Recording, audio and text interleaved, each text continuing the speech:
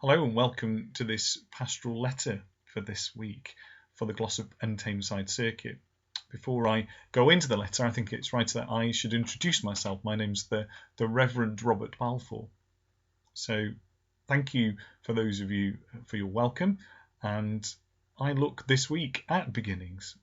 So I begin at this new time in the new Glossop and Tameside Circuit, and many of you will not come across me or may not come across me for quite a while, and that's the way that we are having to live at the moment with these changing times. But I do look forward eventually to being able to find my way around and getting to meet you all. Now, the Methodist Prayer Handbook looks at beginnings this week with the creation stories in Genesis 1 and 3, as well as the call or the beginning for Matthew. I have been thinking a lot about beginnings and fresh starts this week, those who started in schools or those about to start in universities, those starting new roles or jobs like myself and many more, as well as those who've started unemployment or retirement. I wonder if you've started something new recently or feel called to explore a change. Then please feel free to share that with me and let me know. Now, two contrasting book titles have caught my eye this week while reflecting on beginnings. The Stories of Beginning by Ellen van Wolde and The Return of the Chaos Monsters by Gregory Mobley. Looking at why we have beginnings and why it's essential for us to know why things started. Because without a start, we can't have an end, or even with time, you can't have the idea of going on for affinity.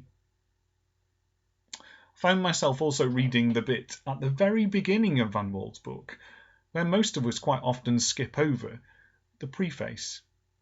She describes her book as being like a flower, and all that's needed to take the plant from seed to flowering. I thought it was a beautiful illustration as to how a book may develop or be written, how we may begin to create something new from that small seed or thought that we may have had for a long time. This late September time is also the time that we think about harvest, and many churches are looking at how they may differently celebrate it this year, as well as remembering the wonder and beauty that is found in God's creation, and how we can nurture and take care of things literally, as Van Wolde's illustration, to literally take care of plants and animals in our houses and our gardens. How we can care for our world around us. We maybe can consider a new start on what we might do, like recycle, or how we can care for the planet and care for each other.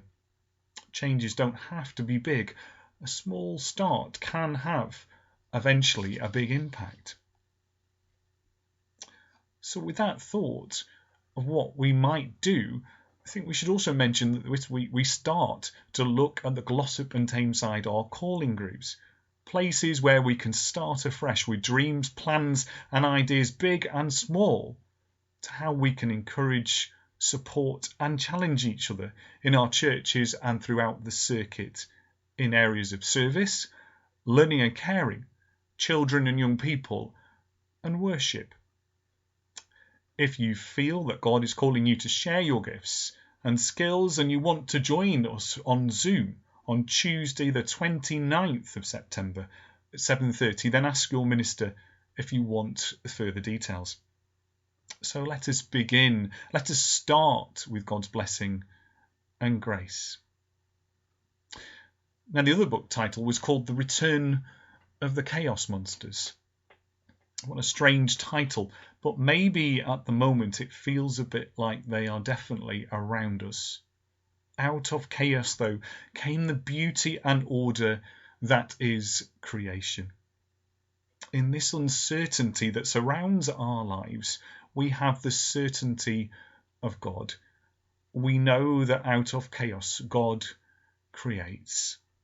Let us prepare well for the future. Let us start with creating from our gifts that we may have been given.